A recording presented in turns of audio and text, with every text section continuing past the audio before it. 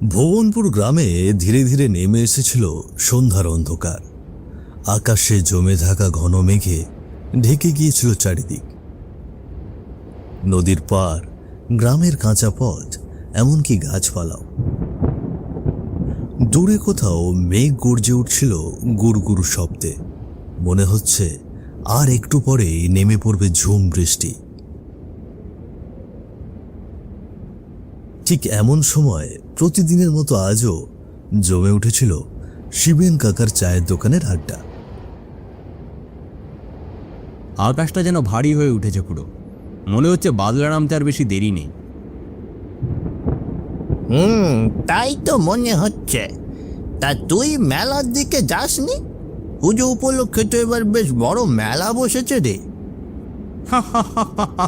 খুড়ো, তুমি তো জানোই শিবেনদার দোকানে সন্ধ্যার আড্ডাটা না দিলে কোনো জায়গাতেই গিয়ে শান্তি মেলে না। এই ওই রাকেশদা আসছে না? রাকেশদা আসলে বরং তারপর না হয় আমরা সকলে মিলে মেলার দিকে যাব। বেশ বেশ, তাই যাব। তবে আজ রাতের কথা তোদের মনে আছে তো? যদি আবার সেই কালো ছায়া নেমে আসে গ্রামে। খুড়ো, শুভ দিনে এসব অশুভ কথা তুলো না তো। আর তারপরও তো কালনন্দন গুরুদেব তো অনেক আগে সেসব গ্রাম থেকে তাড়িয়ে দিয়েছিল। তারপরও কেন এসব নিয়ে কথা বলছো বলো তো? শিবেনদা, তুমি আর রাকেশদা যে এসব বিশ্বাস করো না সেটা আমরা সবাই জানি, কিন্তু গুরুদেব যাবার সময় স্পষ্ট করে বলে দিয়ে গিয়েছিলেন তিনি মারা গেলে আবারও সেই কালো ছায়াটা নামতে পারে। কিন্তু গত বছর পুজোর সময় তো কিছুই হয়নি। সে বছরও কিছু হবে না। তোমরা শুধু শুধু ভয় পেয়ে বসেছো। এটা ভয় পাওয়া নয় রে, এটা হচ্ছে সতর্ক থাকা, বুঝলি? যেটা তুই আর রাকেশ কখনোই মানিস না। গুরুদেব যখন চোখের সামনে সব দেখিয়েছিল তখন তোরা বিশ্বাস করলি বটে, কিন্তু তার আগে পর্যন্ত ওই কালো রাত নিয়ে তোদের শুধু অবিশ্বাসই ছিল। আচ্ছা খুড়ো, ওসব কথা থাক, কিন্তু রাকেশটা এখনো এলো না কেন বলো তো? আরে আসুক না রাকেশ দা, একটু দেরি করে আসুক। তোমাদের দেখে যদি দু একজন খদ্দের চা খেতে বসে তবে আমারও একটু রোজগার হয়। নয়তো গ্রামে সবাই তো বটতলায় মেলায় গিয়েছে। এদিকে আমার দোকানটা একেবারেই খালি পড়ে আছে। এমন সময় রাকেশদা গ্রামের রাস্তা দিয়ে হেঁটে এসে সোজা শিবেনদার চায়ের দোকানে ঢুকে বসে পড়ল বল্লভদার পাশে। এদিকে ঘন ঘন বিদ্যুৎ চমকাচ্ছে আকাশে। কি গো খুড়ো, আজ বেশ আড্ডা জমিয়ে ফেলছো দেখছি বল্লভদার সঙ্গে। তা তোমরা এখনো মেলাতে যাওনি? তোর জন্যই তো এতক্ষণ অপেক্ষা করছিলাম। আচ্ছা চল এবার মেলার দিকে যাই। না গো খুড়ো, আমি এখন যাব না। তোমার মনে আছে আমার ভাগ্নে সতীশের কথা? 2 বছর আগে যে দুর্গাপুজো এসেছিল, আজ সে আসছে কলকাতা থেকে। সে এলে আমি ওকে নিয়ে যাব মেলায়। আর শুনেছি সঙ্গে ওর একজন বন্ধুও আসছে। তা বেশ ভালো কথা, কিন্তু তুই কি ওদের নিতে ঘাটে যাবি না? শহরের ছোকরা একা গ্রামের রাস্তা দিয়ে আসা, সেটা তো ঠিক হবে না রে। আর খুড়ো বলো না, আমি তো আগেই বলেছি ঘাটে গিয়ে ওদের আমি নিয়ে আসব। কিন্তু সতীশ বলল, মামা আমি আর ছোট্ট নেই, ঠিক আমার বন্ধুর সঙ্গে চলে আসতে পারবো। তাই আমি আর কিছু বলিনি। বেশ বিদ্যুৎ চমকাচ্ছে আকাশে। নদীর জলে বৈঠা চালিয়ে গ্রামের ঘাটের দিকে এগোচ্ছে মাঝি। নৌকাতে বসে 2 জন যুবক, বয়স আনুমানিক 22-23। বাবু, এই যে প্রায় ভুবনপুর গ্রামের কাছাকাছি চলে এসেছি। ওই যে সামনেই গ্রামটা চোখে পড়ছে। হ্যাঁ গো কাকু, সেই 2 বছর আগে শেষবার মামার বাড়িতে এসেছিলাম। মাঝখানে পড়াশোনার চাপে আর পুজোয় আসা হয়নি। তবে এবার বন্ধুকে নিয়ে যাচ্ছি। সাবধানে যেও বাবু, দেখছো না আকাশে কি ঘন মেঘ জমেছে, কখন বৃষ্টি নামবে কে জানে। হ্যাঁ কাকু, ঠিক আছে।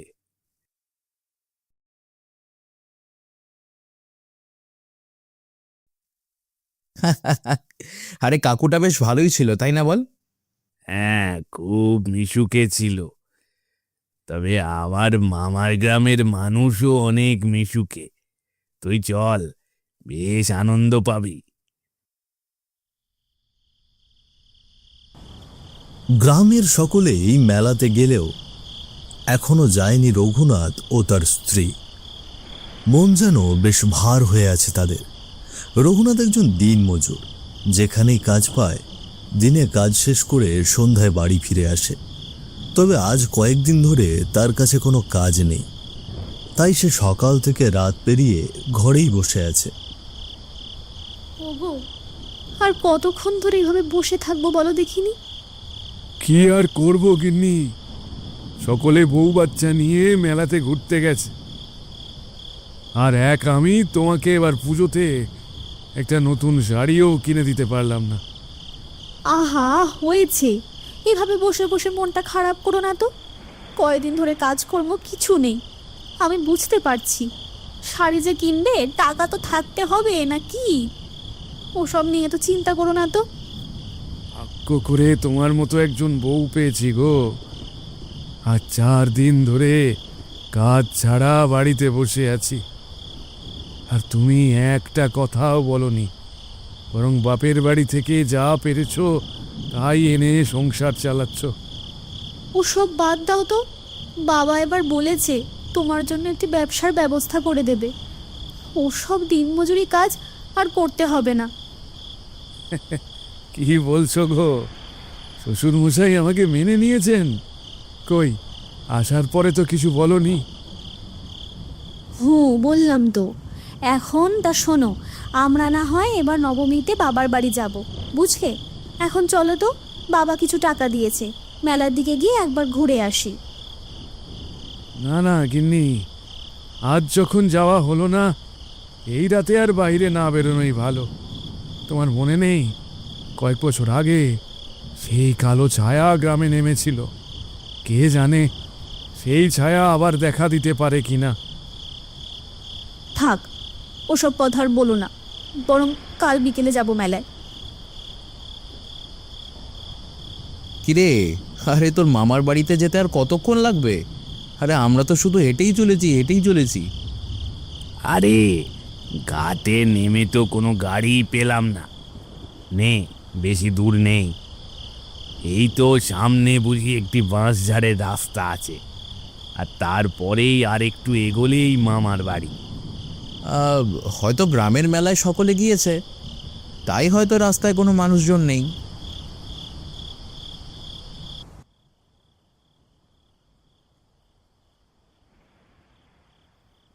ইতিমধ্যে কথা বলতে বলতে তারা চলে আসে বাঁশঝাড়ের রাস্তায়। ঠিক তখনই শুরু হয় প্রচণ্ড ঝড় বৃষ্টি। ঘন ঘন বিদ্যুতের ঝলকানিতে রাস্তা এক মুহূর্তে আলোকিত করে আবার ঢেকে দেয় ঘন অন্ধকারে। কি রে, এই যে ঝড় বৃষ্টি শুরু হয়ে গেল, এর মধ্যে তো সামনে এগিয়ে যাওয়া ঘোরতর মুশকিল। আচ্ছা, একটু এগো দেখি, কোনো গাছ পেলে তার নিচে একটু আশ্রয় নেওয়া যাবে। হ্যাঁ, চল।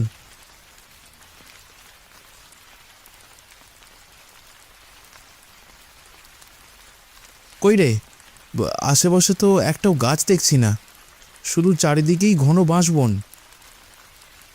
দিন আগে এসেছি তোরে, হয়তো তখন 2-1টা গাছ ছিল, কিন্তু এখন তো আর দেখছি না। না রে, ভারী মুশকিলে পড়লাম, সামনে তো আর এগোনো যাচ্ছে না। কি বাতাস বইছে রে বাবা। সামনে এগোনো তাদের জন্য যেন অসম্ভব হয়ে উঠছিল এই ঝড় বৃষ্টিতে। ঠিক এমনই সময়ে বাঁশঝাড়ের ভেতর থেকে একজন বৃদ্ধ লোক এগিয়ে এলো। হাতে তার টিম টিম করে জ্বলছে একটি লণ্ঠন।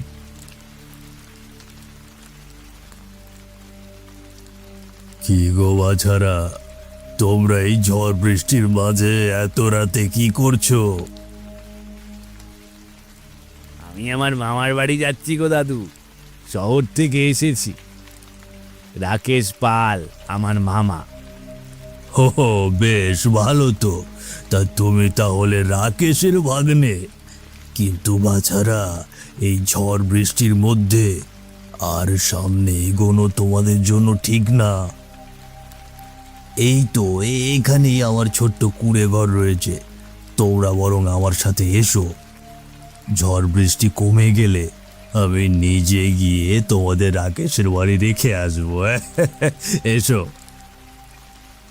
সতীশ, বলছি দাদুটার সাথে কি আমাদের যাওয়া উচিত? এই ঝড় বৃষ্টির মাঝে, তাও আবার গ্রামের পথ।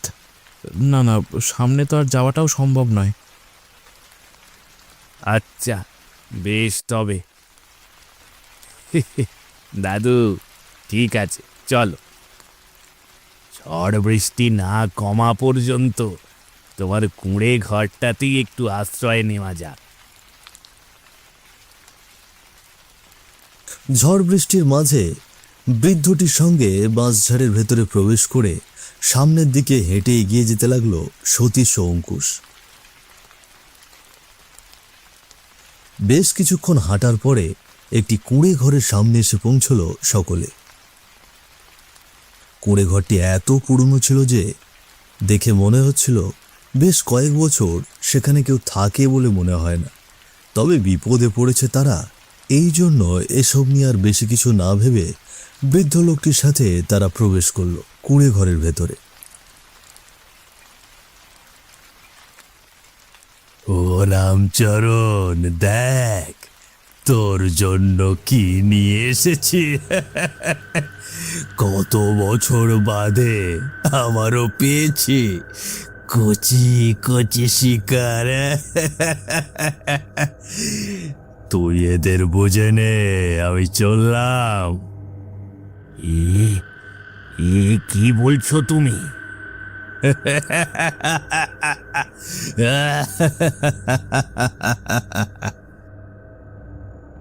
ঠিক এমন সময় বিকট এক হাসি দিয়ে সেখান থেকে অদৃশ্য হয়ে গেল বৃদ্ধটি। আর ঘরের এক কোণায় অন্ধকারের মাঝে ভেসে উঠল একটি পিশাচ, হাতে তার ধারালো একটি ছুরি। ঠিক তার পাশেই একটি খাটে শোয়ানো ক্ষতবিক্ষত একটি লাশ। কি হচ্ছে সব? আর ওই দাদুটা কোথায় গেল? ওরে বাবারে, সতীশ, সতীশ, এই যে আস্ত নরপিশাচ।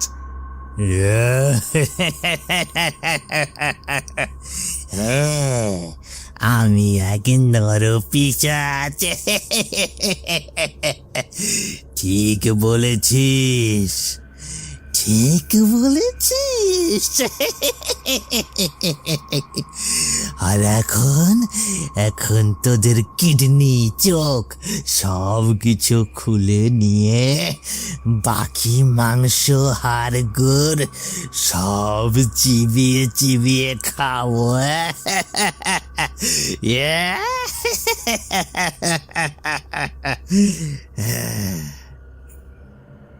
ওরে ওরে অঙ্কুশ, ওই বুড়োটা যে আমাদের জালে জড়িয়ে এখানে নিয়ে এসেছে রে।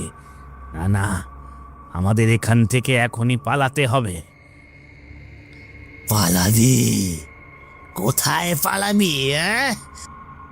আমার এখানে যে আসে তার কিডনি, চোখ না বের করে যে আমি যেতে দিই না রে।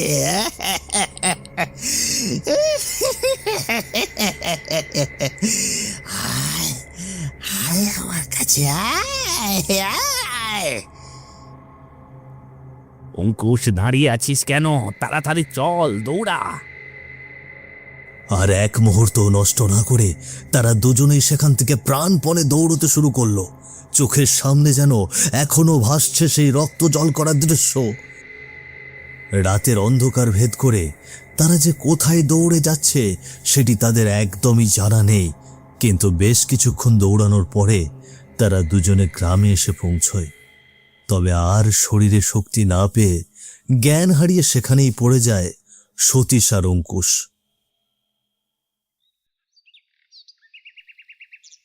সকালের সূর্যের কিরণ পড়েছে ভুবনপুর গ্রামে।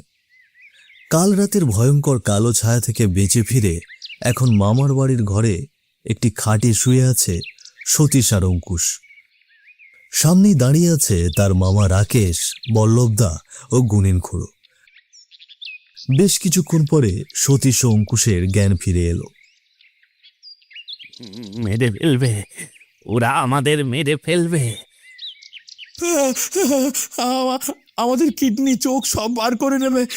বাঁচাও, বাঁচাও, কে আছো, আমাদের বাঁচাও। শান্ত হও তোমরা, তোমাদের কেউ কিচ্ছু করবে না। এই যে সতীশ, তুই এখন আমার বাড়িতে। মামা, মামা কাল রাতে। হ্যাঁ বলতো এবার বাবা, কি হয়েছিল কাল রাতে? কাল আমরা নৌকা থেকে গ্রামের রাস্তা দিয়ে হাঁটছিলাম, আর তারপর বেশি কিছুক্ষণ হাঁটার পরে এসে পৌঁছাই বাঁশঝাড়ের রাস্তায়, আর শুরু হয় প্রচণ্ড ঝড় বৃষ্টি। আর তারপর আমরা প্রাণপণে দৌড়াতে শুরু করি। তারপর আর কিছু বলতে পারছি না মামা। আমি বলছি। আর তারপর আমি আর গুণিন খুড়ো, তোর বল্লভ মামা মিলে তোদের খুঁজতে বের হই, কারণ অনেক রাত হয়ে যাচ্ছিল। তারপরও তোরা এসে পৌঁছাচ্ছিলি না, আবার তুমুল ঝড় বৃষ্টিও শুরু হয়েছিল। পরে তোদের গ্রামের মাঝে অজ্ঞান অবস্থায় পড়ে পাই। সব আমার দোষ, সব আমার দোষ রে, সব আমার দোষ। কেন মামা, তুমি নিজেকে কেন দোষ দিচ্ছ? আমি তো তোমাকে ঘাটে আসতে মানা করেছিলাম। তবে মামা, একটা প্রশ্ন ছিল, ওই প্রেতাত্মারা কারা ছিল? ওরা কারা? ওদের বিষয়টি মাথায় ছিল না বলেই তো নিজের দোষ দিচ্ছি রে বাবা। তোদের সব বলি, শোন তবে। আজ থেকে 2 বছর আগে হঠাৎ গ্রামে ছোট থেকে বৃদ্ধ সকলে কেমন জানি লাপাত্তা হয়ে যাচ্ছিল। কিন্তু তারা কোথায় হারিয়ে যাচ্ছিল বা কে বা তাদের লাপাত্তা করছিল তার কিছুই জানা যাচ্ছিল না। তারপর মামা? আর তারপর একদিন ওই বাঁশঝাড়ের ভিতরে কয়েকজন গ্রামবাসীর চোখে পড়ে সেই বৃদ্ধ রামচরণ ও তার সাথী দেবাশিস 2 জন মিলে গ্রামের এক বৃদ্ধকে ধরে তার শরীর কাটা ছেঁড়া করে কি যেন বের করে নিচ্ছে। আর এটা দেখার পরে তারা এসে গ্রামে খবর দেয়। পরে লাঠি ঠ্যাঙা হাতে বেশ কিছু গ্রামবাসী সেখানে গিয়ে জানতে পারে তারা কলকাতায় এক অঙ্গ পাচারকারীর দলের সঙ্গে যুক্ত। আর ঠিক তখনই সকল গ্রামবাসী মিলে তাদের কুপিয়ে মেরে ফেলে। আর তারপর কি হলো? 1 বছর সবই ঠিকঠাক ছিল রে, কিন্তু সেই একই রাতে পরের বছর পিশাচ রূপে তারা আবারও ফিরে আসে। কেউ ভুল করে সেখানে গেলে তাদের কিডনি, চোখ সব বের করে তাদের হাড়গোড় সব চিবিয়ে খেত ওরা। তবে একদিন কানন্দন গুরুদেব তার তন্ত্রশক্তি বিদ্যা দিয়ে সব কিছু বন্ধ করে দেয়। হ্যাঁ হবে, গুরুদেব আজও বলেছিল তিনি যদি মারা যান তবে আবারও কোনো না কোনো এক সময় সেই পিশাচের দল আবার ফিরে আসতে পারে। কিন্তু এই বিষয়টা তোরা আর কেউ মনে রাখিসনি। আজ তোর ভাগ্নে সতীশ আর তার বন্ধুরা শুধু কপালের জোরে বেঁচে ফিরেছে। হ্যাঁ গো খুড়ো, তুমি ঠিক বলেছ। পুরো ঘটনা শুনে একদম নিশ্চুপ হয়ে গেল অঙ্কুশ ও সতীশ।